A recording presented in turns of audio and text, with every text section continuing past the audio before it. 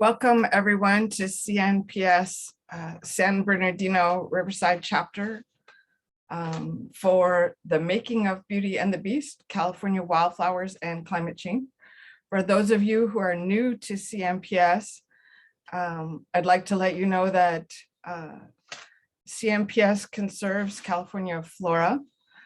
We have about 10,000 members. We have 35 local chapters that put on presentations like this and give field trips, which most are at no cost to the public, that is you. And we do have a team of staff that does vegetation monitoring and coordinates the process by which rare plants are acknowledged by state and federal agencies. And we do have a team that also does litigation on behalf of native plants across the state, because if you save native plants, you do save everything. I am not on mute. Anyway, I'd like to introduce our tech host, Katie Barrows.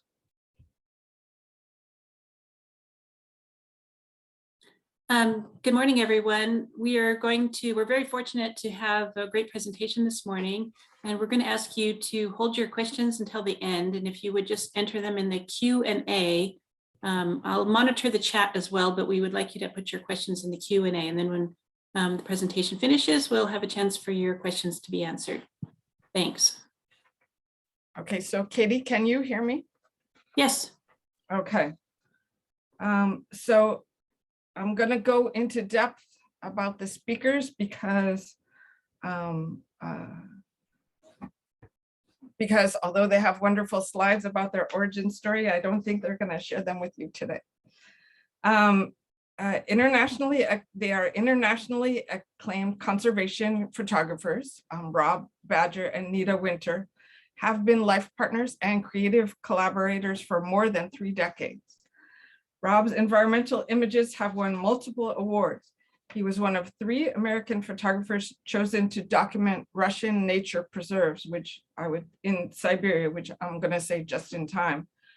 In 1998, he presented a slideshow documenting the impact of mining on our public lands at the National Press Club in Washington, D.C. for the Sierra Club to support the Clinton's administration's effort to reform the antiquated 1872 mining law, which thank God that they were working on that. And of course, we are all still working on that. So thank you guys. Nita began her photographic career documenting her work fighting wildfires in Northern California, and that was also timely. And later as a national park ranger on Alcatraz.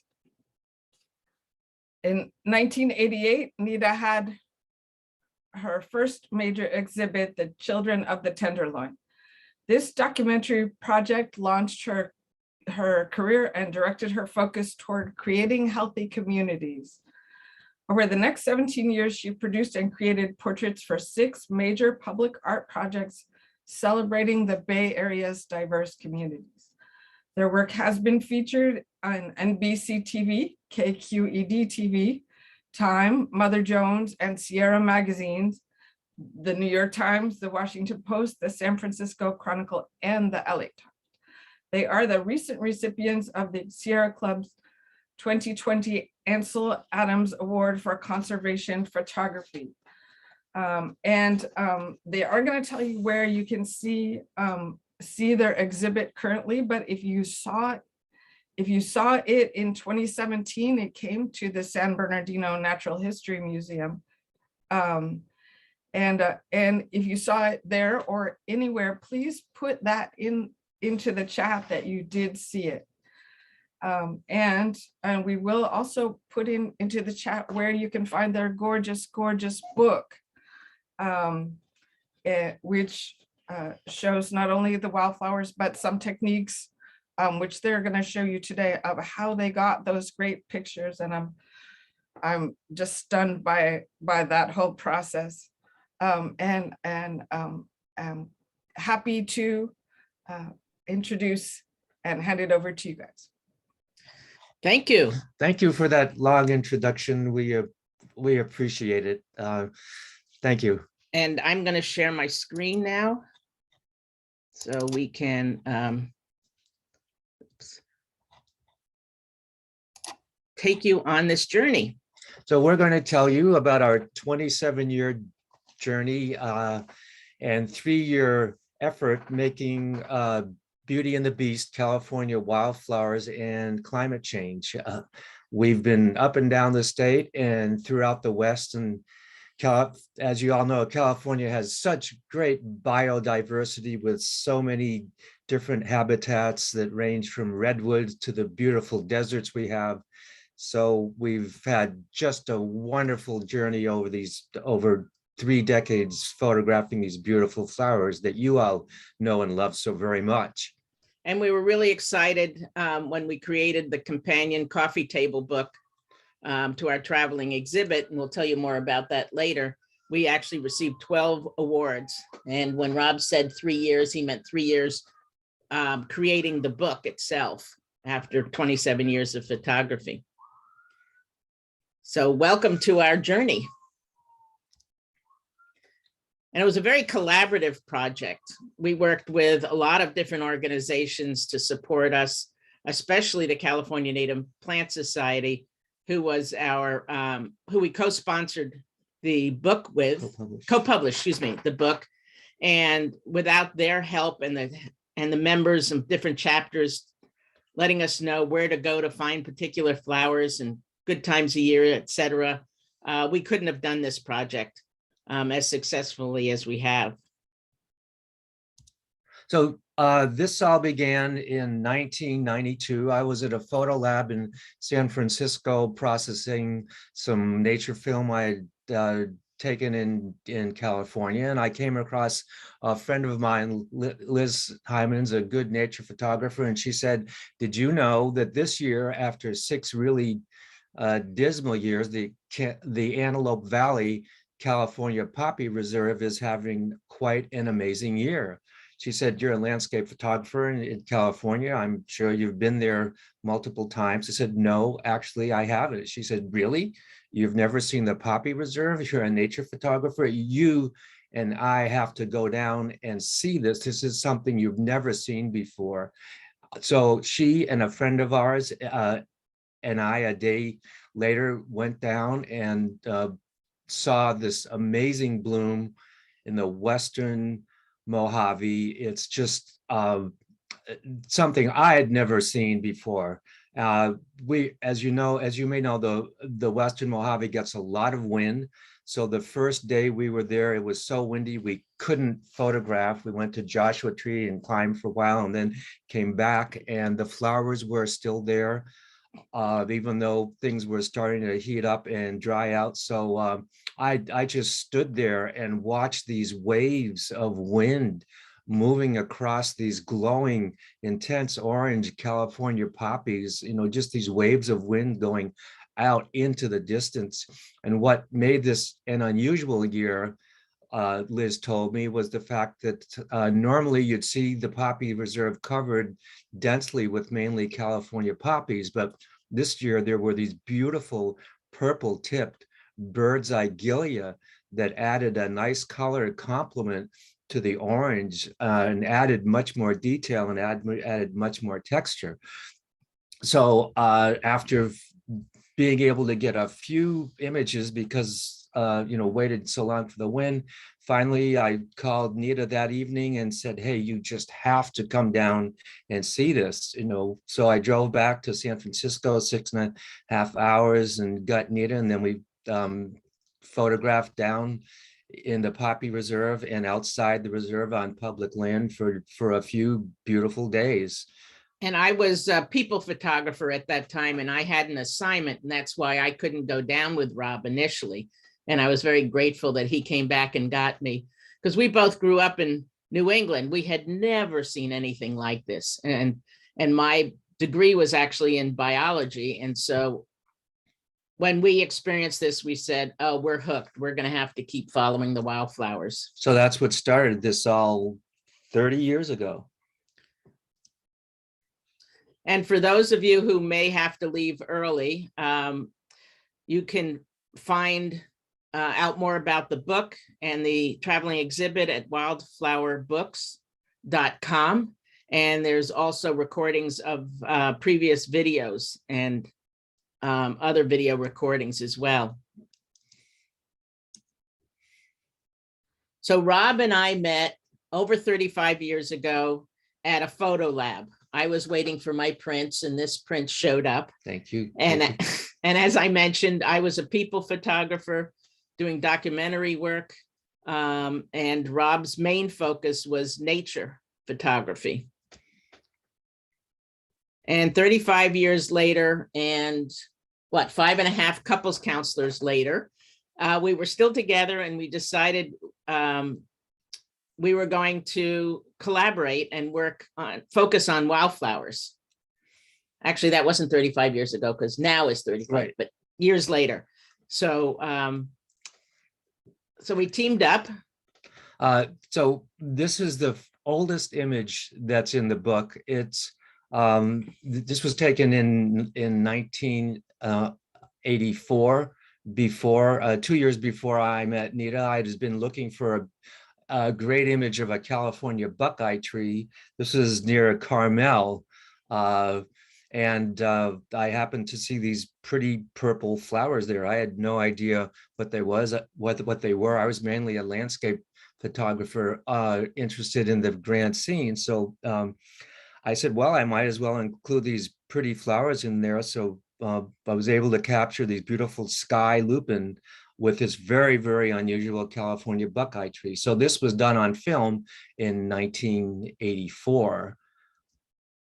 And as Nita mentioned, and it was mentioned, I was a landscape photographer. I'd been doing a lot of landscapes throughout the state in the West. And after doing that for so many years, I wanted to do more than just hopefully get my images into pretty picture, into calendars or note cards or books or magazines. So I was fortunate to connect with the Trust for Public Land, and I was able to do over 35 different projects with them over the course of the years. This was private land in the Sierra foothills that was private ranch land adjacent to Sequoia National Park. And the Park Service wanted to incorporate this land. So TPL, Trust for Public Land, bought this land and eventually conveyed it into the park system. So that began my career of really focusing on conservation work. And as was mentioned earlier, I did work on mining and then water issues, and I got so burned out with photographing natural disasters or human-caused impacts on the ecosystem. So my commitment was to use images to promote conservation and then promote action with climate change that was coming more and more into people's public awareness. So that's a little bit more about me. Thank you for your patience in me explaining this.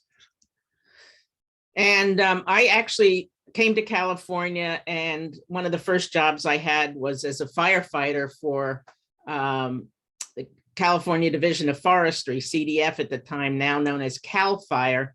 And I was stationed up in Leggett. I was the first female firefighter stationed in Leggett. And I always kept a camera on my belt. And I had just come up from the Eel River, setting up a pump for water, and came up and saw this scene. And was one of the reasons the smoke was so black was these were tires that are used on earth moving equipment, these giant rubber tires that were burning. And on the right is the Children of the Tenderloin series that I started, which really launched my documentary career and focused on creating healthy families and communities. On the left is a hand-colored image of a young dancer at an Indian powwow in San Francisco. And I worked with great artist Taya Schrack, who did the hand coloring and did a whole series of calendars over the years for the Children's Defense Fund out of Washington, DC. On the right is a series of public art projects I did over the years celebrating diversity within different communities in the Bay Area. And these were 7-foot banners that hung throughout each community.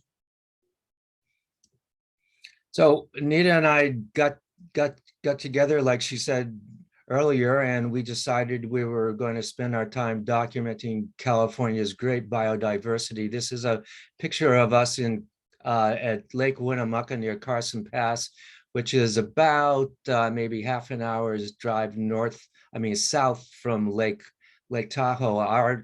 We were told that this was an area where a few ecoregions converge. So we wanted to spend as much time as we could out there photographing. We backpacked in. I was carrying 85 pounds of gear, and Nita was carrying 65 pounds of gear. Backpacking in there meant we could be up early in the morning and stay till the last light, not have to hike back to the car as we usually did on our wildflower hike. So we were just fortunate that this was such a great year. You can tell them about the snow. Yeah, this was an interesting experience for us because we had been up in this area earlier in late August. The wildflowers, due to climate change, were actually 3 to 4 weeks later than they normally would be. There was so much snow because of these grand cycles we're now having with drought and then deluge. There was so much snow in this area that it took a long time for it to melt back. And so, as I mentioned, everything was 3 to 4 weeks later. So we were actually out after Labor Day, still photographing wildflowers. And as Rob mentioned, I was carrying 65 pounds. I normally would carry 25 pounds. And I said I wasn't going to do that again. That was just a little too much for me. But Rob was used to carrying 65 pounds. I was fortunate that he was willing to carry a lot of the equipment that we use to create our natural light studio, which we'll tell you more about in a bit. So all the flowers that you're going to see are photographed in the field with natural light. The flowers safe and sound in the ground. We'll show you some of our setups later. And in order to be able to pay for the work that we were doing, we were fortunate to connect with a number of art consultants, especially one in particular, who used our work in hospital construction projects. And this is the Kaiser Redwood City Medical Center, where 34 images were built into the architecture. And this is a translucent wall, lobby divider that's 8 feet tall by 20 feet wide. So whenever we could, we wanted to get California's native plants incorporated so people could see what we have in this great state. So this is an image of a California poppy that I photographed using a technique I called the contact series, where I'm able to get the flower gently in contact with the front of the lens, a filter over the front of the lens, and we'll talk more about that contact series and how it differs from the strict botanical portraits that we usually do. And we found that we can actually find wildflowers to photograph 12 months of the year, but there aren't that many in the winter. So in the winter, we'd like to go to wildlife preserves to create art for our hospital projects. And this was Woodbridge Preserve near Sacramento, and the Merced National Wildlife Refuge, which was such a spectacular experience for us. And these were used mostly for framed art in the hospital settings and for private art sales. So people ask us, you've been photographing, wildflowers for, over, for 30 years. What's the most amazing bloom you've seen? Back in 2003, when I was still using film, we learned that above the town of Gorman, Tejon Pass, where Interstate 5 passes through, going from LA down into the Central Valley, there was just an amazing bloom. I had been traveling up that area since 1966, and I had never seen anything like that. It was just amazing. From the bottom of the freeway to the top of the ridges was about 1,200 feet. And then a mile and a half wide, the entire landscape was just completely covered with an amazing variety of flowers. We were able to go across the freeway on the west side to public land, which is in the foreground, to the Hungry Valley State Vehicular Recreation Area. There were dirt roads that gave us access where we could look across Highway 5, which is out of the picture down on the bottom, to across to the hills that Rob was just describing. And that was, that's private land. And we hope that someday that will be protected. And we know that in the Tehachapi Mountains area and this whole area, the whole Tejon Ranch issue about protecting, about wanting to develop on really important ecological lands. So this is some of the detail of the flowers we were finding. We photographed this just off of the freeway. People were, pulling over to stop and look at the flowers.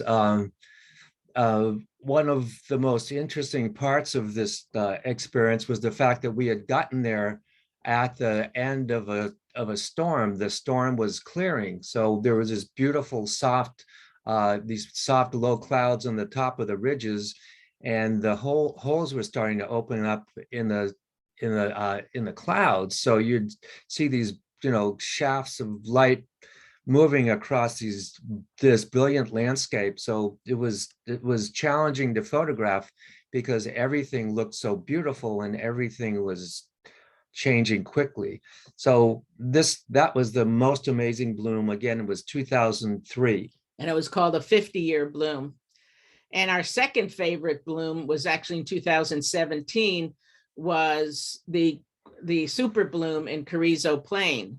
And we are driving from Bakersfield over the Temblor Mountains into the flats, and came across this wonderful scene that was a great example of the difference between north-facing slope and a south-facing slope on the plant habitat.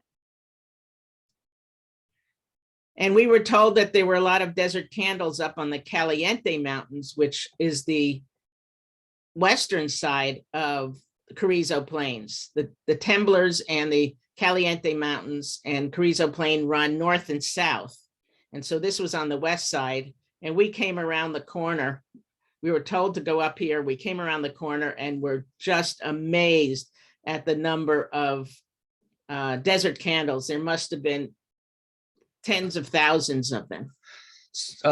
So we had heard about the desert candle. We had never seen it before. And that, like Nita said, this was just a striking, hypnotic image, scene that we were witnessing.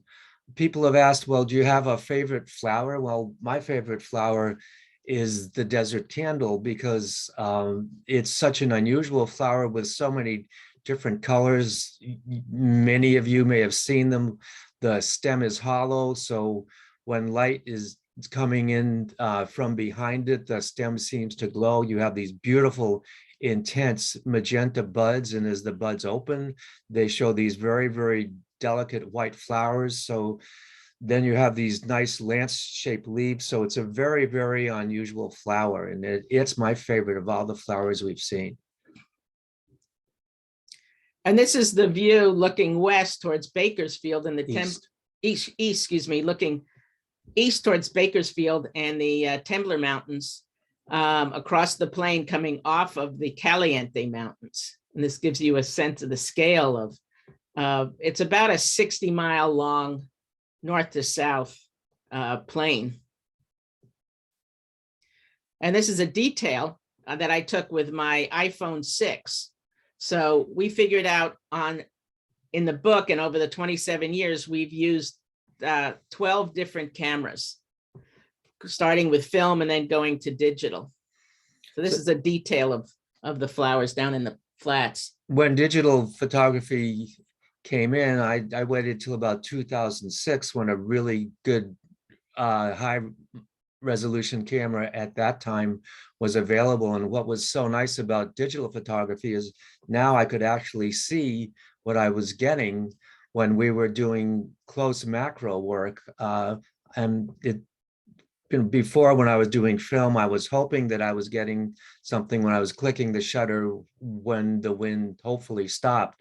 So digital photography just made everything so much easier, and we started doing more and more floral portraits. So people like to know, well, how do you get your images? Do you take your flowers and go into Photoshop and put black backgrounds behind them? Or, I mean, fill the empty spaces in? Well, no, what we do is everything is done out in the field. Like I said previously, using natural light, what we do is put black or white backgrounds behind the flowers. Often we'll do both. So in the upper left-hand corner on the left page is what we call a botanical portrait. The intent is to isolate the flower from its setting to show the flower in its best light. And then we use diffusers and reflectors to control the quality and the angle of the light.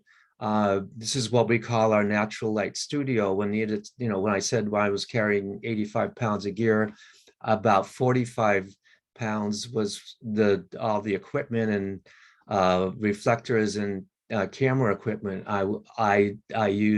we use to create our portraits. So I just want to explain that this is the 2-page spread. We'll show you a lot of the setups in this talk, but we also have some of them in the book itself. So this is a 2-page spread from the book. So I was using fabric behind the flowers, white or black fabric, and after a while, just having this plain black background got a little bit uninteresting. So I thought, well, what if I use the fabric, the folds of the fabric, create folds to complement the plant, to complement the shape and forms of the plant I'm photographing. So I created a series called the Wrap series, where I wrap the flowers and use the folds, like I said, to add another compositional element to make the entire image more interesting. And we found that chiffon worked really well, gave us nice graceful curves, but also if there's much of a breeze, it will move the fabric and we have to start over. And a funny story that we heard, somebody who was watching the video was up in Oregon visiting a friend, and her friend had some of the fabric from Christo's moving fence that was up here in Marin County. And they went out into the garden and started wrapping flowers in the garden with Christo's fabric, which we thought was a really fun story. So that's the second way. As far as I know, no one else was doing it at the time. I wanted to create another unique and interesting way to show the beauty of the plants. And the third way, the lower image on the left-hand page shows the contact series. I was doing everything on a tripod for the previous 2 types of images. And I thought, well, gee, I wonder if after I'd get through photographing the flowers, I always gently touched the petals because I wanted to see what it felt like. Some petals, as you know, may be very, very stiff. They may have little hairs on them, and some are very delicate. So I thought, well, is there a way to give a person an impression of actually touching the flower? So I came up with this technique called the contact series. The flower petals are gently in touch with the filter over a wide angle lens, and I have an extension tube between the camera and the wide angle lens that lets me focus right up to the edge of the filter. And so because the lens and the camera and I bending over the plant are blocking the light falling that would normally fall on the blossom, the only light available, it's what's coming from behind the flower. It's light reflected off of whatever the background of twigs are Or the or sky. rocks, yeah, or the sky. So therefore the light is coming through these beautiful soft petals. It's more, it's transmitted translucent light, and it gives a very nice soft abstract feeling.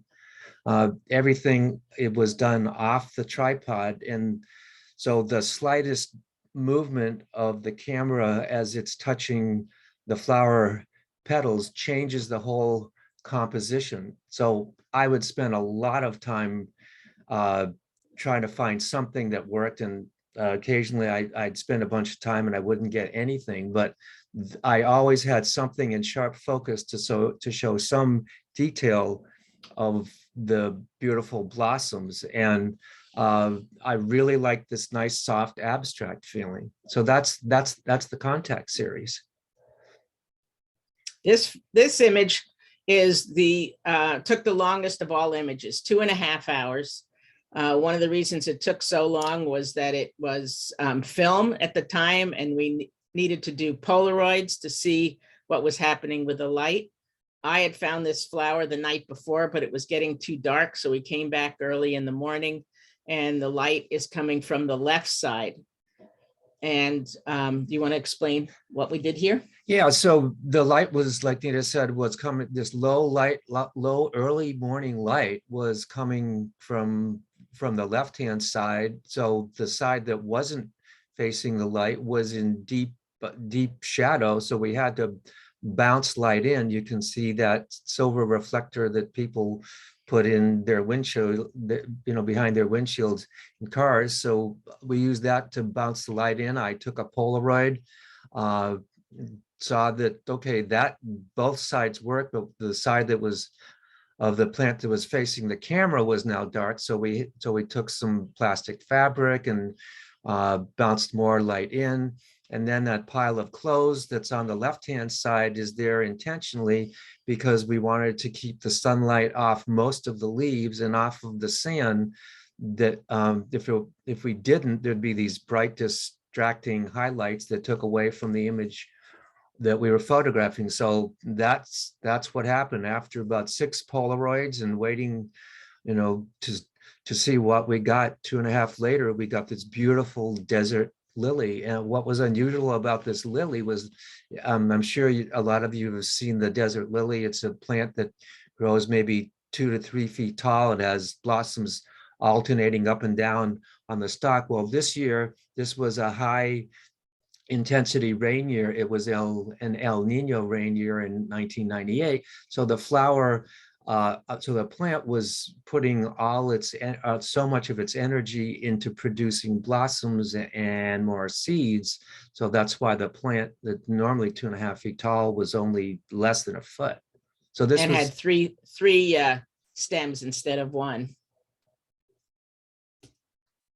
So again, this is how we photograph. We're really fortunate to live in Marin County, where 40% of the 40% of the land is designated in some way as public and preserved land. And we have so much biodiversity here because we have the ocean, we have mountains, we have hot areas. So it's a great area to photograph. And as Rob mentioned, he talked about working with white fabric. Well, often for the white, we'll use plexiglass or a diffusion disc to have light coming through rather than fabric itself.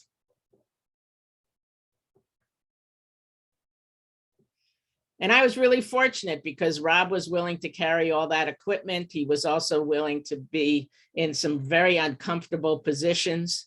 I was called Eagle Eyes as a kid. I have this great eye-brain connection. So I was really good at finding the wildflowers. And over the years, Rob got better and better at it as well. Well, I thought I was pretty good already, but Nita was a lot better than I am. She's got an ability to differentiate subtle colors, so she'll pick up something before I see it. She'll point it out and say, look, there's something over here, and I won't see it. She almost has to put my nose in it sometimes. But so I count on Nita to find a lot of the flowers, and like she said, then she lets me do all the grunting, the dirty work. yeah, all the hard work. But it's very rewarding because, you know, photographing something like this, this is what you get. And so the images are his, hers, and ours, and mostly ours. It's a very collaborative project. We also, I will often look at the image afterwards in the Polaroid or behind the camera or in the camera if it's digital, and give my feedback in case there's something that I think we could do a little differently. So as I said earlier, we put black or white backgrounds behind the flowers. The intent is always to safeguard the flower. If we find that we can't get an image of a really interesting, good-looking species, we won't do it. Without doing any damage to the environment. So we're very careful. We often work on the edge of the road or a trail. And we look at flowers from different angles, not always from the front. Sometimes it's more interesting from behind. This was a beautiful checker bloom at the base of Ring Mountain in southern Marin. Ring Mountain is our favorite place in Marin to get wildflowers. There's a lot of serpentine on Ring Mountain, so you have these wonderful endemics. There's one Calicorda species that's found only in a couple populations on Ring Mountain and nowhere else in California or any place else. So Ring Mountain is a wonderful place for wildflower photography. Nita had found this image, this flower on the side of the trail earlier when we were coming back from a hike. It was the previous day. It was too late to photograph, so I went the next day to photograph it. It was a wonderful March day, and it was wonderful because it was one of those days where there were clouds and there was sun, so there was a variety of light, and there was this beautiful diffuse light coming from the enveloping gray clouds overhead, so I didn't have to put a diffuser over there. And you can tell about this. Yeah, sometimes it's just way too windy to photograph and without additional protection. So this is a photography tent that will cut the wind even more. And in this case, you've got a stem that's very long and the plant will move a lot in the wind. So we just have to have this extra protection in order to be able to capture what we want. This was in the same area, and I'd been wanting to get a good picture of our local Franciscan paintbrush.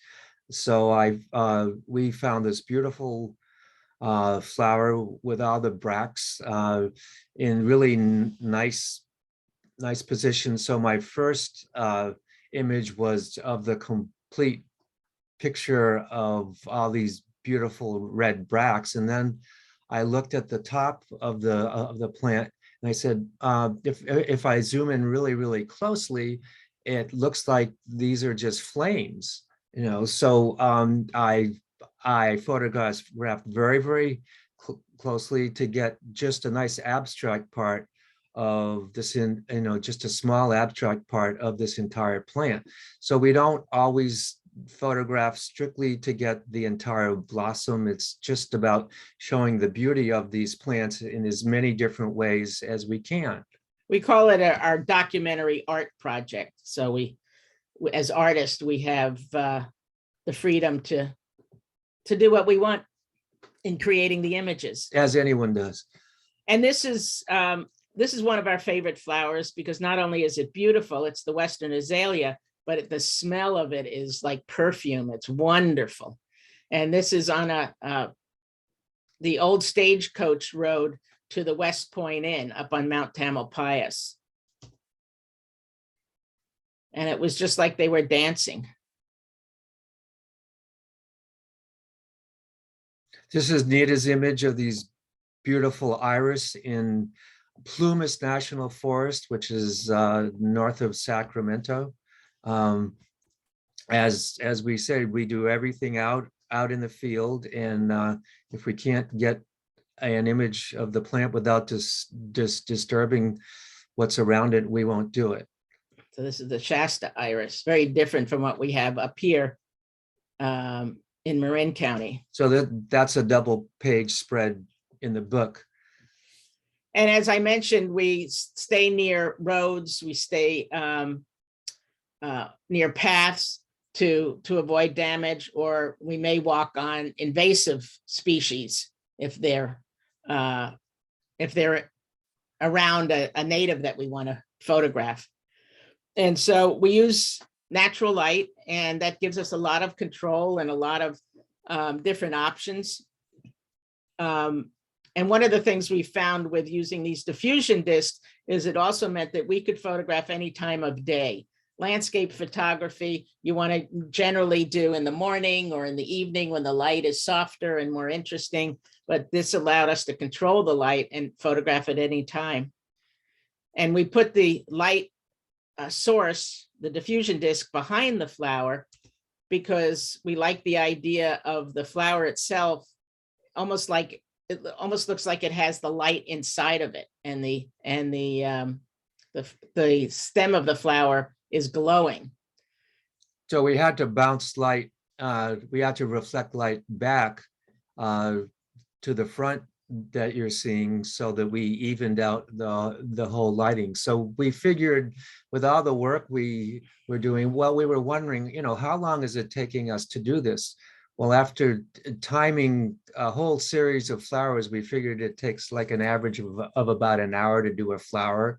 Some are longer, some are less. We'll do different angles. So, again, the intent is always to, to show our beautiful native species in the most beautiful light we possibly can. And this is Ring Mountain. Rob had mentioned Ring Mountain with that checker bloom, and that's Mount Tamalpais in the background. And it's Ring Mountain's wonderful because you have serpentine outcrops. It'll bloom for a good 4 months with a series of different flowers. And this is the Calcordis, the Tiburon Mariposa lily that Rob mentioned, that only blooms in Marin County on this one preserve. And it's interesting color for a Calcordis, but it blooms in the mid-May to early June when the grasses are already dry. So they're pretty hard to find. You really have to look carefully. So we had hiked up to Morgan Pass on the east side of the Sierra. We were able to drive into about 10,000 feet, Mosquito Lakes, if any of you know where that is. And then, we carried our equipment up to Morgan Pass, which is 12,000 feet. We love to get into a true alpine environment where there's nothing growing, but just these small native plants, no trees or anything to show, what is still growing at these high altitudes. So you'll notice I've got rocks. We've got rocks all around this fabric. It was pretty breezy up there. You can see how distracting the background could be. So again, I decided, well, let's just wrap this flower, and this is the results that we got. And on the way back down, we found this beautiful Alpine Columbine. And again, we used the fabric to wrap the plant. And complement the geometry of the flower.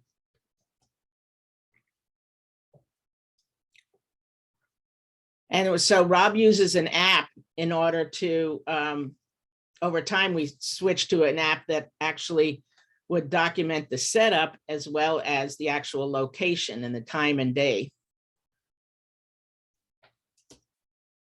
And what we'll do is I put a little gray card behind the flower after I've photographed it, and I use this in Photoshop to color correct. So you can see on the left-hand side, there was a skylight falling on the scene, falling on the area where we were photographing, but we want to show the flower most of the time in its correct color. So when I go into Photoshop, I can click on that little gray area and it neutralizes everything so we get the actual color of the flower that we're photographing. So there's a lot of work involved. And then sometimes I'll photograph with everything in focus and sometimes just a little bit in focus. So there are a lot of different techniques when we're using available light that you can't get when you're using strobe. And then we'll photograph in soft light, and this was late in the afternoon and there was this beautiful warm light, beautiful warm directional light coming on there. So this probably took us about an hour and a half after we were through, but we had a lot of different versions. And sometimes we'll photograph, as Rob just mentioned, in sunlight. But most often we will use a diffusion disc to soften it, especially in the middle of the day. And I just wanted to add one thing. We talked about using the diffusion disc to create directional light, but often we'll put the diffusion disc right over it if that's the best way to light the flowers. So the light is shown coming from above with no direction to it. And so, oh, sorry, go ahead. So there's a lot of ways, and it's just easy to get caught up in, well, is there another way to do this? But it's so much fun because if we're spending an hour there, we are totally immersed in the environment. We've seen insects, we've seen pollinators, we've seen and heard birds, and so spending so much time, as you plant people know, looking at something really specific really gives you a much deeper emotional connection to where you are and a much greater appreciation for what it is we actually have. So again, here's the image in the full sun. And here it is with a diffusion disc. So a different look. And so we may try it both ways and decide which way we prefer it. So people always want to know, well, how much Photoshop work are you doing? Well, I already mentioned a little bit of what it was we did to get their correct color balance. Digital camera sensors are designed to capture as great a tonal range, as great as a brightness and darkness range of whatever the image is as possible. So you end up with a very low contrast image that later you can use to bring back in Photoshop to see what it was you actually, what it was the photographer actually felt. And the camera sensor records the color of the light, as I mentioned earlier, that's falling on the scene. So the sensor is low saturation to get as many color gradations in as possible, low contrast and accurate color. So we take that into Photoshop and then we recreate what it was we saw. So the light that was falling on the previous scene was blue light. From the sky. From the sky, we color corrected, and this was what we actually saw. So this beautiful serviceberry bush had pure white blossoms, and if we had only presented what it was the camera saw, then the blossoms would have had a blue tinge to them. So our intent is always to show as accurately as possible what it was we've seen when we were there. And sometimes we always put a white or black background behind the botanical portraits that have white or black behind them. But sometimes the background is not really clean as far as wrinkles and shadows and that type of thing. So we go into Photoshop and we clean up the background so it's not distracting. And this is a leopard lily up on Mount Tamalpais, and here it is in the 2-page spread in the book. And then often it can be windy, so we need to protect an area from the wind. We also want to soften the light. In this case, with the wind, there was a lot of sand. and we put down 2 pieces of fabric around this low-lying buckwheat, excuse me. And so you can see the seam, you can also see the sand. This is low contrast, low saturation. Bring it into Photoshop and clean it up and bring the saturation and contrast back up. And again, the 2-page spread, how it appears in the book.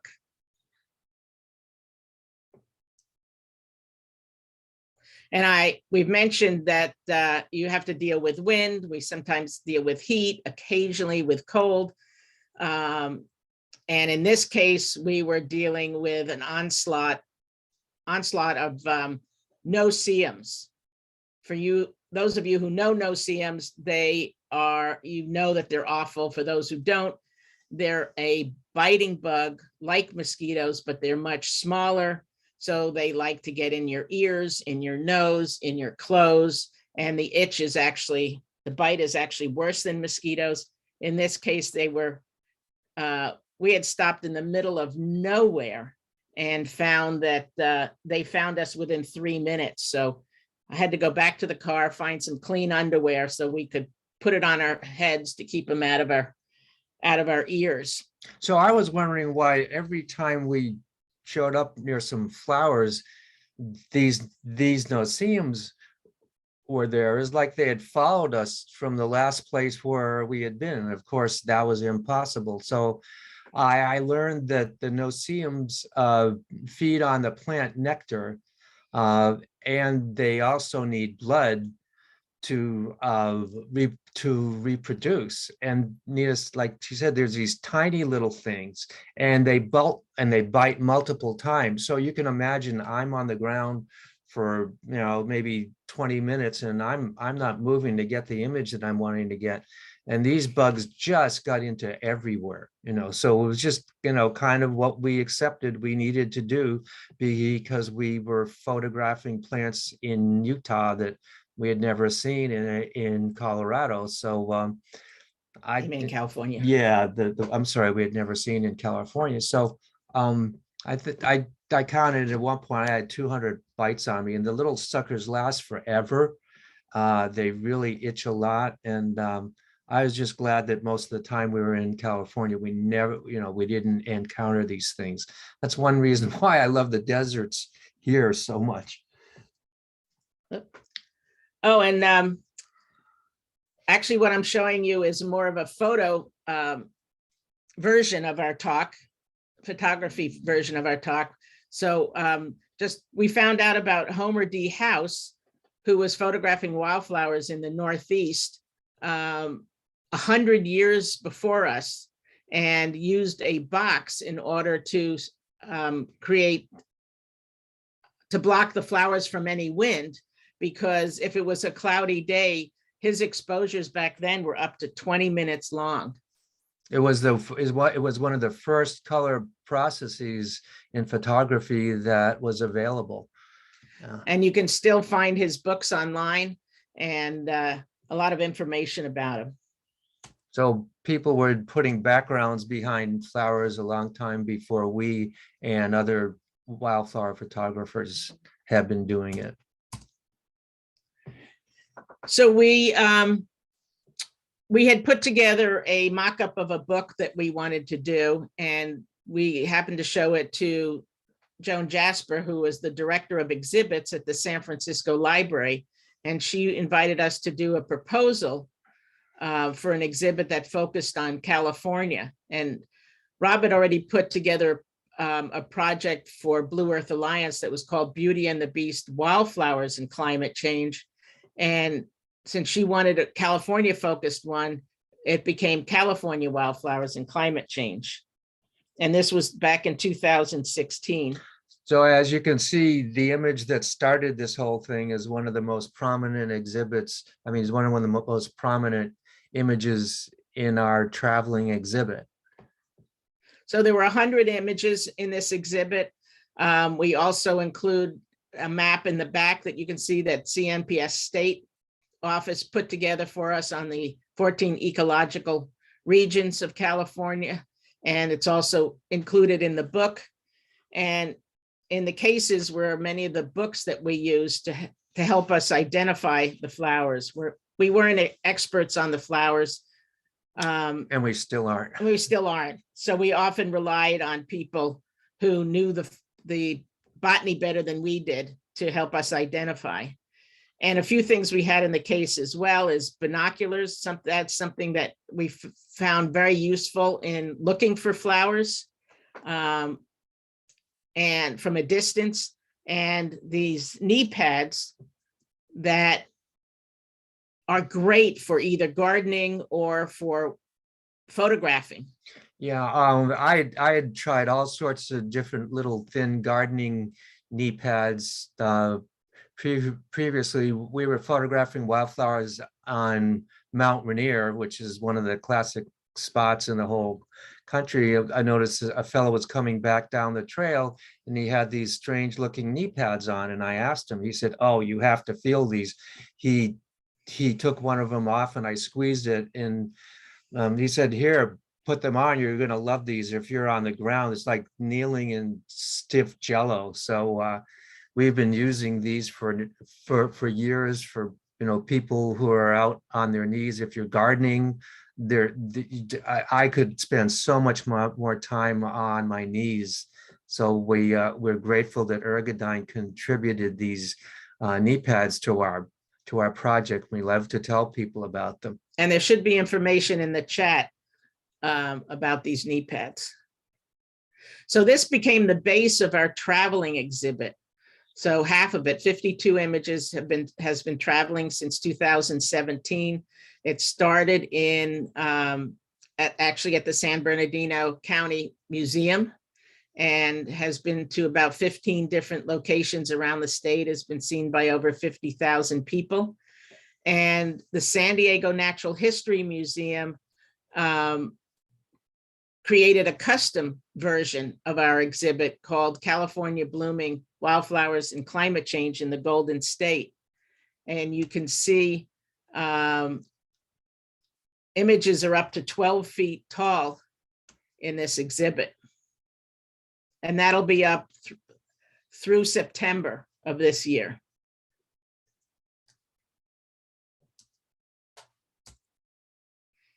And we wanted to expand our audience and expand our message of inspiring hope and action around climate change, land conservation, species extinction.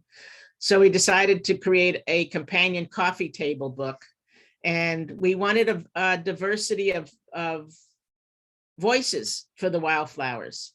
So we have 16 different authors who wrote 18 short stories about the wildflowers. Yeah, our intent was to tell the wildflower story and climate change story as related to wildflowers in a way that just showing images of flowers couldn't. So we had a limit for the length of the short stories. They're about 1,200 words. They're easy to read, and we were just grateful that we had so many talented authors and contributors to the book, because our intent was to make have the stories be as well written as the flowers were beautiful.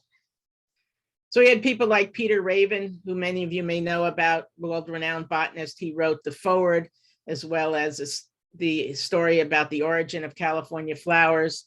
And to his right is Jose Gonzalez, who's the founder of Latino Outdoors. And we were just really pleased with the people who contributed to the project. Oh, so this is Rob's cue, but he missed it. Yeah, this is my cue. So the book is divided into 3 sections: the gift of beauty, the human connection, and ensuring the future. And the short stories are related to the headings of the different sections. And ensuring the future, we included what you can do to make a difference. We didn't want to just inspire you and leave you hanging. So we have a story there that includes 25 different things you can do to make a difference. We have a lot of desert wildflowers, as I mentioned earlier. We just love San Bernardino and Riverside County because there's such a great variety of ecosystems and so many beautiful desert flowers. We also love the mountains. And Gordon Lepick, who is a scientist with the California Department of Fish and Wildlife, wrote about wildflowers and climate change. Ryan Burnett with conservation, Point Blue Conservation Science, is a scientist who's been studying climate change and the mountain meadows and how it's changing the phenology or the science of timing of natural things, and how that's changing with climate change when and determining when the meadows bloom, which is affecting the rufous hummingbird, which is his main area of study. And the rufous hummingbird has an epic migration from Mexico to the northeast, northwest, and even to Canada. It's about a 6,000 mile migration, and it relies on having meadows in bloom at the right time. So this was the luckiest image that we've gotten when, the years we've been photographing. We were photographing this beautiful, tall Scarlet Fritillary in Oregon, Table Rocks public land. It's administered by BLM and the Nature Conservancy. It's in Southern Oregon, just across the border. Yeah, not too far. It's on just above the Rogue River, if you know where that is, outside of Medford. So again, these tall flowers are subject to the slightest movement when there's the slightest breeze. So Nita had been standing there holding the background and holding the diffusion disc to block the wind. We had the flower in the sunlight, and I was looking through the viewfinder. I'd been waiting for quite a while for the breeze to dry down. So that particular, every once in a while I have to take my head away from the viewfinder because my neck starts to hurt. So I happened to have my eye looking through the viewfinder. I had the fast shutter speed to stop the wind, my finger on the cable release, and I saw this bird fly in. I got 2 frames. It went to one flower, went to another flower, and it was gone. So we waited a good while longer, Nita standing perfectly still to see if the bird would come back, and it didn't. But we were fortunate to get this. So this is the raw image on the right-hand side. Like we talked about raw images before, and when we processed it in Photoshop, this is pretty much what we saw, the accurate color of the flower and the color of the bird. And I just wanted to mention, when I talked about the phenology, what they're finding is that, and as we mentioned before, the timing of the blossoms can change with climate change. They can happen too early for the hummingbird, or too early and get frozen when it gets cold again. The buds can freeze, or it can happen too late for the hummingbird because there was too much snow. So that's can be really dangerous for the rufous hummingbird, whose populations are declining because they don't always have the fuel they need for their migration. We're photographing this beautiful blue dix. There was a butterfly on it. I got a few frames. It stayed there. We put a black background behind it. So sometimes we're able to get the pollinators. And like I said earlier, if we're spending so much time in one area, we actually get to see a lot of what's going on and the relationships plants have with different creatures in their habitat. And one of the purposes of the book is also to encourage people to plant natives in their gardens to help support the local pollinators. Susan Twite wrote about the 5 deserts in California. You want to mention the 5? Yeah, you probably know there's at least 4 of them. There's the Great Basin, there's the Mojave, there's a Sonoran, and there's a Coloradan. Well, we learned that there's now another one been defined. It's the San Joaquin Desert. It's on the southern east facing side of the coastal range in the San Joaquin Valley. There are a lot of plants that are found in other deserts that are found in these habitats. So this area that goes from the southern end of the San Joaquin Desert almost up to the southern part of the Bay Area is considered the San Joaquin Desert. We were surprised to learn that. Robin Wall Kimmerer, who's a wonderful botanist, scientist, author, and professor, who's Native American, wrote this wonderful story called What's in a Name? And you may also know her work from braiding sweetgrass. Wendy Takuda, who's a retired local news anchor up here in the Bay Area, got into doing restoration work and pulling broom. And she wrote a very funny story called Zen and the Art of Pulling Broom.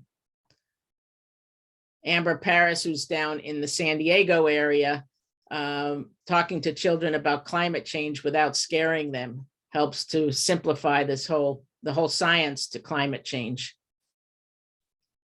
Genevieve Arnold of Theodore Payne Foundation, she's the seed bank manager. So there's a section in the book about fire ecology, what happens after fires move through.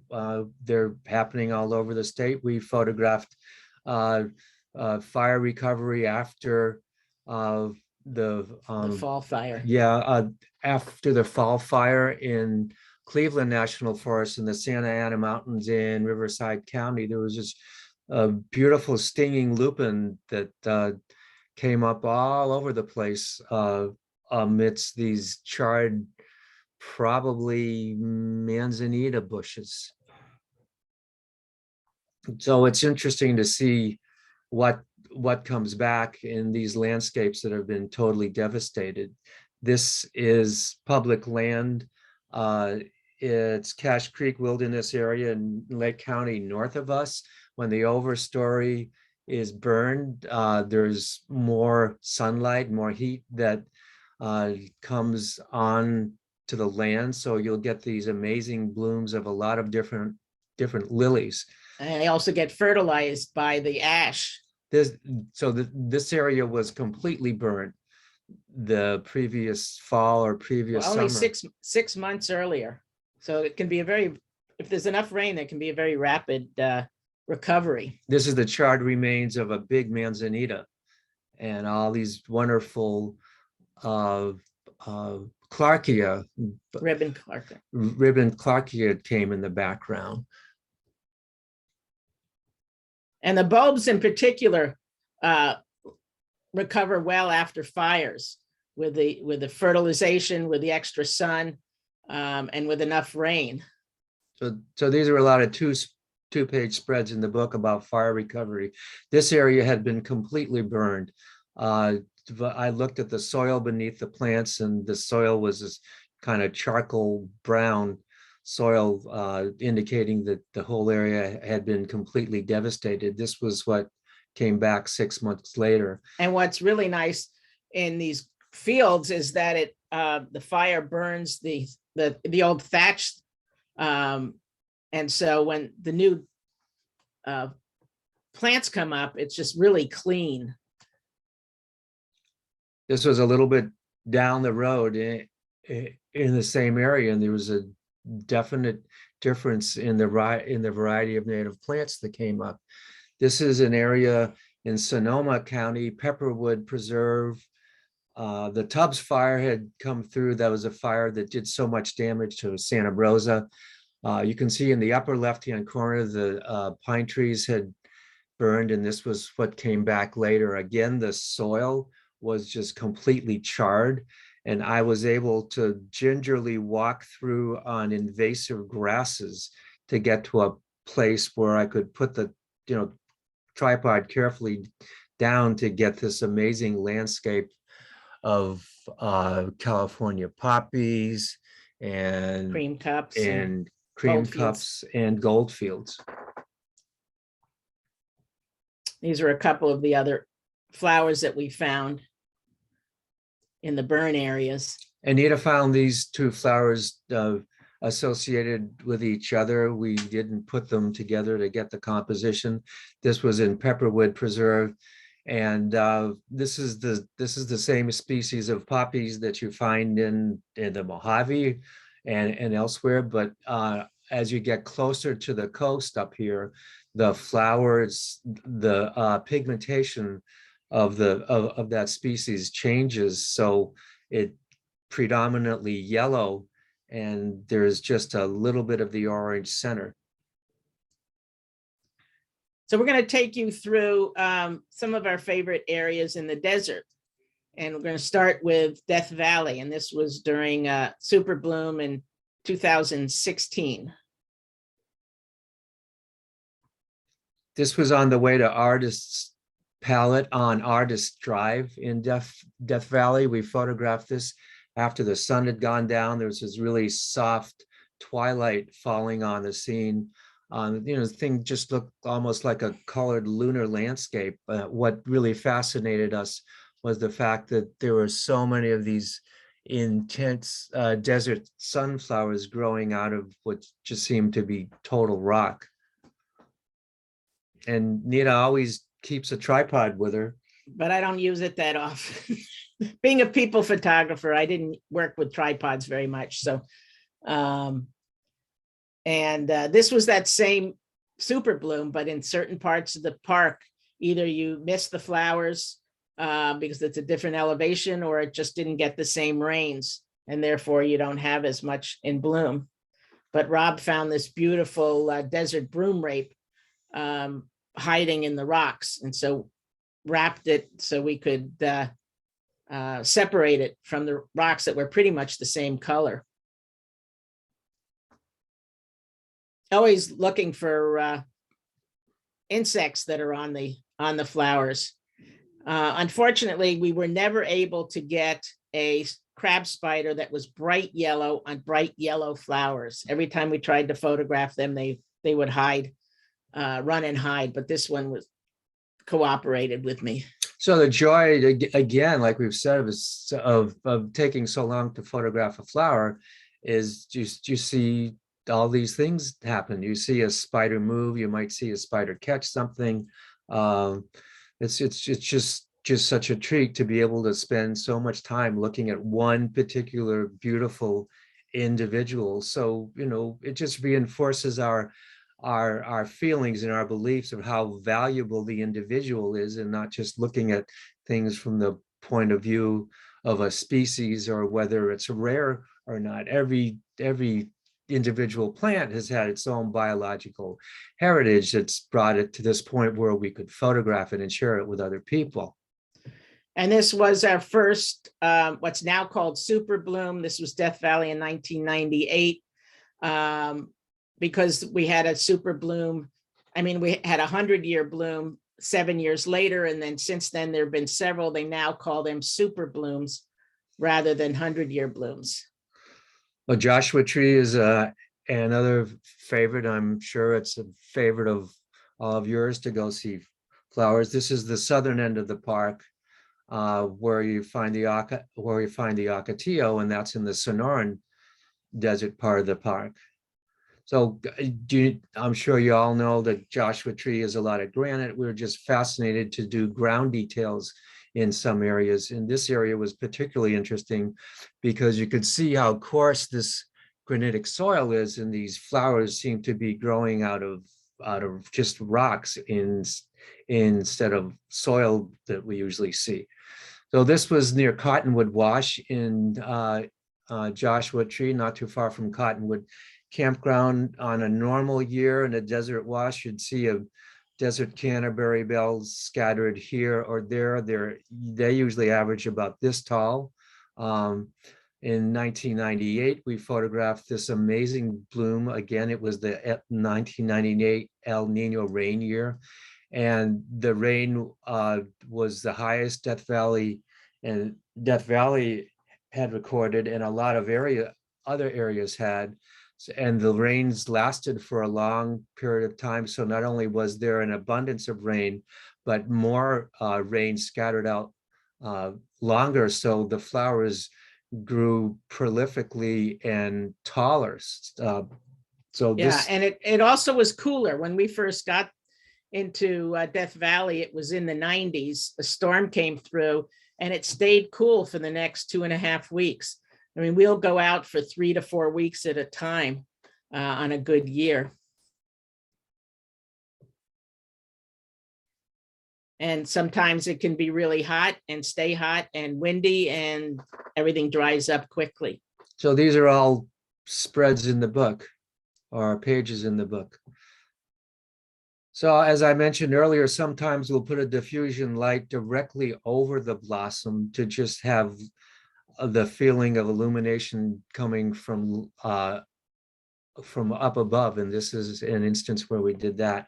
Another favorite desert I'm sure you all are acquainted with is the Anza Borrego Desert State Park. It's a huge park with a lot of different plants. And we especially like the southern end because it gets away from the crowds. We're often looking for interesting backgrounds behind the plant. This was a brittle bush in front of granite, and I was photographing film. The film caught the blue light that was falling on the scene, and I looked at it and said, well, I think I'll, instead of color correcting it for white and black specks, I'll just leave the blue in there.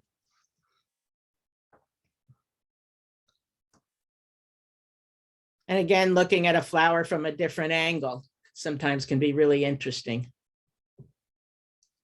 These are some 2-page spreads in the book.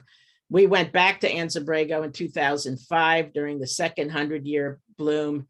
And out of 12 days we were there, we had some rain 9 of the days. So it was fun to have the fog in the desert. And it all started back in back in Antelope Valley, California Poppy Reserve. This was probably maybe 10 years after the first image that started the whole thing. And this was taken during that same Gorman trip. So remember, we talked about the storm clouds. And here you can see there's almost nothing but poppies that year. So after Gorman, we went out into the Antelope Valley to photograph. We like doing ground details, like I said before, to find this interesting texture and these abstract compositions with a variety of flowers. And as I mentioned, this project is about encouraging people to take action. And here are some things that you can do, and I'll give you a moment to read it.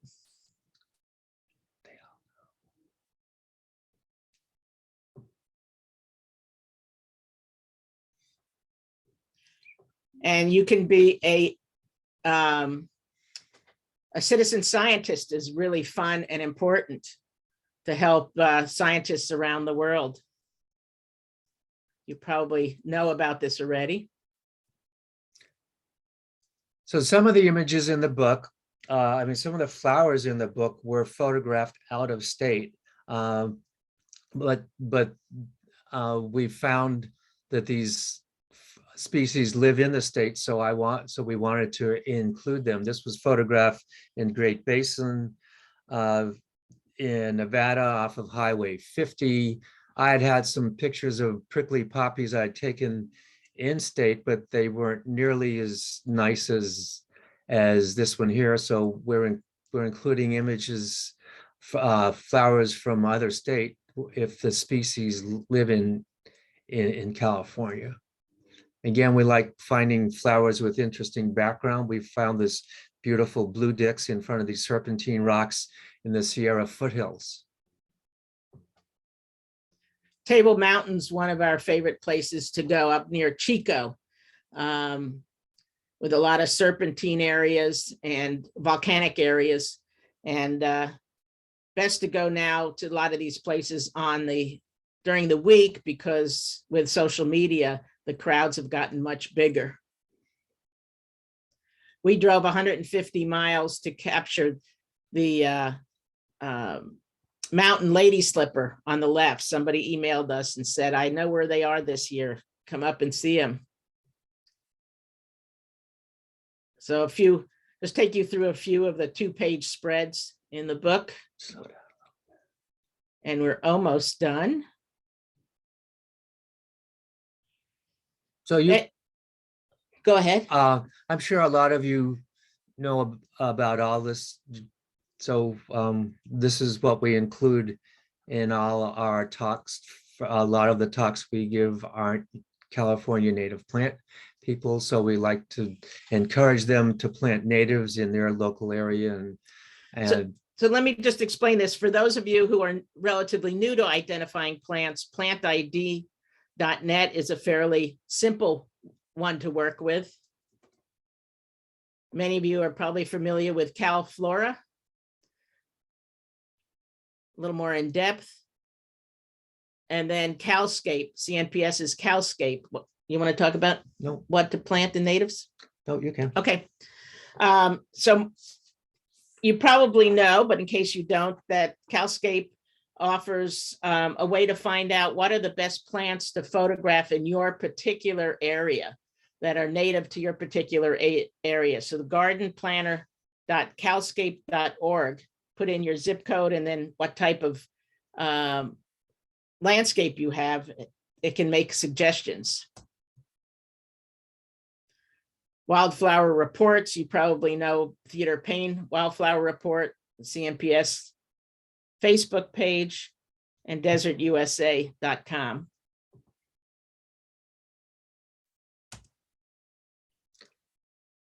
So we'll end with a few more spreads in the book. Don't go so fast.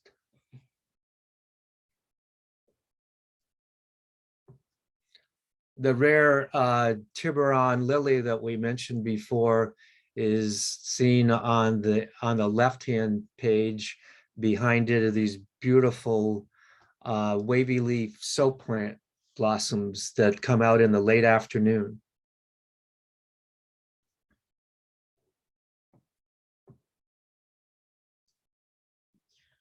Some of our native orchids found in California. The map is in the book that I mentioned. The book has a glossary. We're hoping that this book reaches a lot of people that don't know about native plants and don't know a lot of the terms that might be used in the book. So we included that. The book also has 2 indices. There's a location index. So if you want to know, what's in Death Valley, what's in Joshua Tree, what's on Ring Mountain, you can go there, and it has a plant name index. If you're looking for plants, they'll tell you what page either it's talked about or what page there's an image in the book. So we want to end with something inspiring, we hope. David Brower wrote this: truth and beauty can still win battles. We need more art, more passion, and more wit in defense of the earth. And we are grateful for all the people in CNPS that have contributed to the book and continue to put love and energy into protecting the amazing diversity of native species we have here. So we just want to let you know we have 2 versions of the book available. We have the regular edition book and a deluxe signed limited edition that comes in a clamshell box. If you have access to the regular edition book, we encourage you to remove the cover, the paper cover, and take a look at what's on the actual cover of the book. So thank you for taking all your time. We gave a longer presentation than we usually do because we included a lot more of the technical things that we do to get the images that we do. So again, if you're interested in purchasing a book or learning more about the project, you can go to wildflowerbooks.com. And one of the things that we're working on right now is creating an audio described version of the book for the visually impaired. Imagine that you can't see these images. We want to take you into the wildflower world and the photographer's world through audio descriptions, and as well as audio, as well as soundscapes by world-renowned soundscape recorder Bernie Krause. So if you're interested in learning more about that, feel free to give us to contact us, because we're in the fundraising stages for that right now. So thank you for your patience. Well, thanks, Rob and Nita. That was absolutely amazing. I'm just going to, actually, I don't have any questions just yet. So folks, if you have questions, please put those into the Q&A. Rob and Nita are here to answer those. I have a comment that I think reflects all of our feelings right now. Arlie Montalvo just said, thank you for the absolutely brilliant presentation of your work. I'm so inspired. Okay. It was really wonderful to see the ways that you've brought the beauty of wildflowers and all the techniques you've used to showcase the plant parts. I mean, it'd be a great teaching tool as well for Orchid and I and others of us who teach about native plants to be able to show those parts up close and so beautifully displayed. So thank you very much. It was really wonderful. Let's see, I have another comment from Elizabeth. No questions, but I wanted to say that this was one of the best presentations I've seen. Brilliant photos. So thanks for that. Oh, thank you. Thank you. And we're waiting to hear confirmation, but we think we'll be presenting at the CNPS conference this fall about using art to get your messages out. That's wonderful. I do have a question from Elizabeth Ogren Erickson. Thank you for your excellent presentation regarding the fabric backgrounds. Are there times that you photograph the flower with both a black and white background, or do you know which one, to use? Often we will do both, and that's again what takes us so much time. We'd like to see have as many options as we can, and then go home, download the images, and spend a bunch of time editing. And sometimes it's a toss-up. We often like to do white flowers with white backgrounds to make it more subtle. Then you can do a white flower with a black background. It's really dramatic. And so there are different feelings when you get from different flowers that have different colors. So yeah, the answer to your question is we do that, and that's Often. And that's what takes so much time, but it's really worth it. And if we know from our experience that a particular background works better with that color, we may not do both. Or we have limited time, we may choose one or the other. Yeah, there was one image I mentioned. We talked about the prickly poppy that we did in Nevada. It had this just gorgeous, soft petals that were sort of translucent. So we put a diffusion disc behind it. The sun was coming through it. It just made it more like transmitted light coming through this diffusion disc, which showed the petals in a much softer, more delicate way. We did the same flower in direct sunlight with a black background. And although it was contrasty and brilliant, it just didn't have the same feeling of softness that the previous technique did.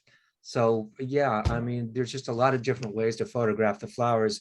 And that's why we decided we weren't going to use, strobe lights, because we'd have many more different ways to interpret the beauty of the flower and the subtlety of some of these delicate petals. Great. Well, I don't have any questions coming up, but I do have some more comments. I enjoyed this talk immensely. Thank you, from Denise Mitchell. And Carol Kinsell just says wonderful. Let's see, actually now question popped up. What from Susan Hewitt, the best smartphone camera? Oh, boy.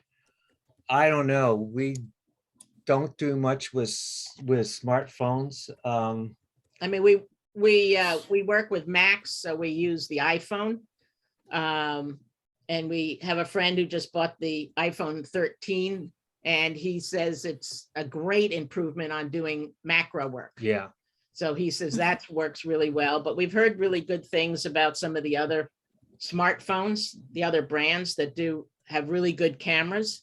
But we just haven't looked into them because our iPhone connects with our computers, and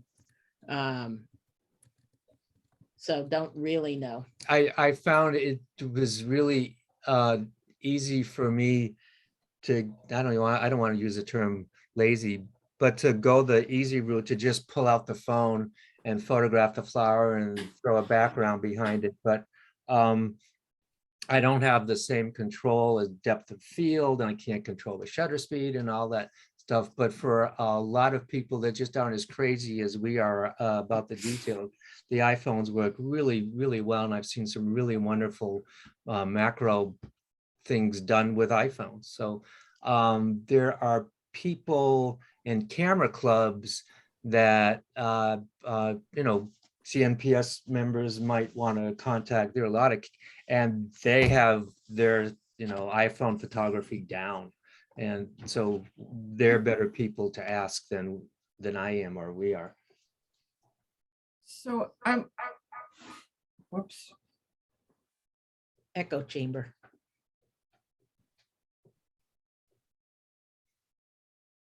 Let's see. So I'm on your wildflower exhibit site, and I'm not finding the Jewish Community Center. Oh, okay. Oh, yes, I so forgot to mention that. Wonder If wonder you're if up in the Bay Area, Thank you. thank you. I forgot to mention that. If you're up in the Bay Area, the other place, the traveling exhibit right now is at the Jewish Community Center in San Francisco through mid-August. And how long is the San Diego Natural History Museum going? It's going at least through September. Oh, I good. don't know what the actual date is that it stops. And then after the Jewish Community Center, it goes up to the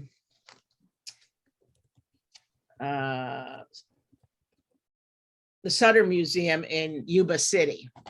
So it's been in about 15 different locations throughout the state. Over 50,000 people have seen the exhibit. So Are the photographs at the San Diego Natural History Museum really 12 feet high? Some of them are, yeah. they're like wall covering. Yeah. Wow, They have that sounds panels that great. are 12 feet tall.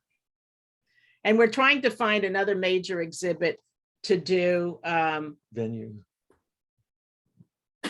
another major venue, excuse me, a museum, to do an exhibit that's not only just the images, but includes this whole concept of making it available for the visually impaired, and to have recordings and descriptions, as well as 3D flowers that people can touch to get a sense of the different shapes of flowers as well. So far, we haven't found the right venue to do it, but we're working on it. Okay, I do actually have one more question if you guys have time. Oh, Sure. a lot of This is- time. We this is love from a- questions. Great, thank you. This is again from Elizabeth Okren Erickson, and the question is, for those of us who are community scientists and don't often have an hour to photograph one flower, do you have a suggestion for a small fabric like a microfiber cloth that could be used for background fabric? Yeah. I went through 5 or 6 different kinds of fabric before I found out what I liked, because there was one I Oh, I'm gonna go. liked. There was like a fleece, but it just picked up so much dirt and dust. There's a faux suede, a black faux suede and a white faux suede that I use, and it's got a really nice soft texture to it. I can brush off the dirt easily, so that's what I've been using. black or white. Also, again, I carry the chiffon fabric with me if I want to wrap the flower. So either a white chiffon or a black chiffon. And the reason I use chiffon is I found out that it holds curves more gently and instead of creases. You know, there's like all these little things you start thinking about when you're spending all this time doing this. So I wanted more gentle curves as opposed to sharp lines behind the flower and things like that. And something else that that could be really helpful is these small discs that get folded. Oops, let me see. That can get folded into something very small, and you can have white ones that can be put behind a flower or be used to soften the light.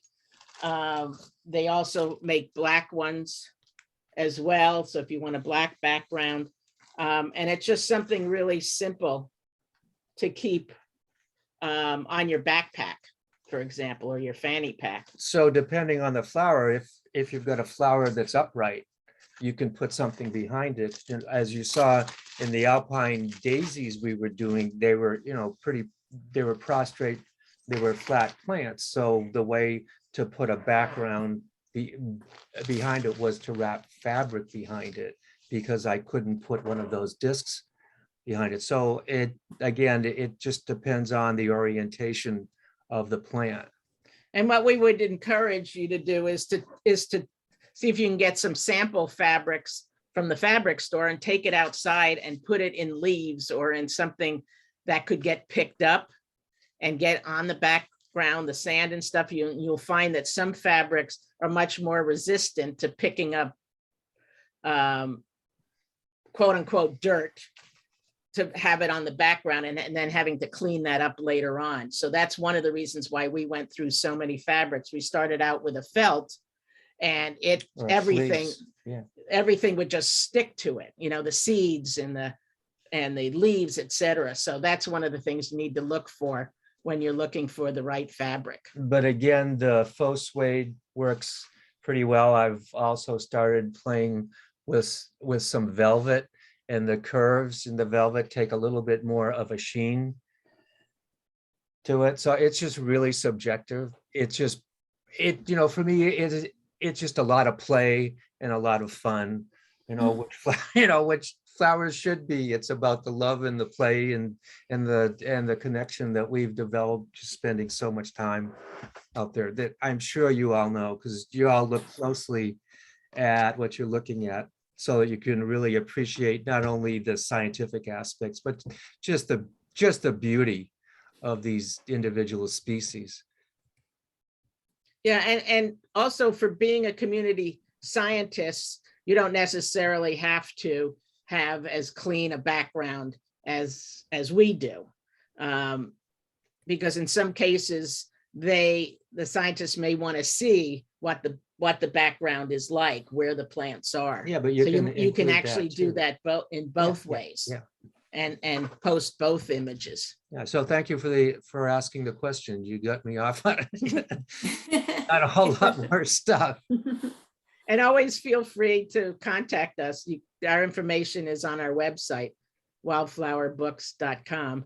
And then if you want to see other images, the environmental work, my documentary work, etc., you can go to Winter Badger. My last name's Winter, his last name's Badger. We really lucked out. winterbadger.com. Perfect. Great. Well, thank you again. I do want everyone to know we have recorded this presentation. It will be posted on the Riverside San Bernardino CNPS website, probably it takes a little while to download, so probably by tomorrow. And also we'll put that out on our Facebook page when that's posted. And along with that, we'll post some of the resources that Rob and Nita provided in terms of CalScape. Thanks so much for the information about CalScape. Always good to remind folks about that great tool.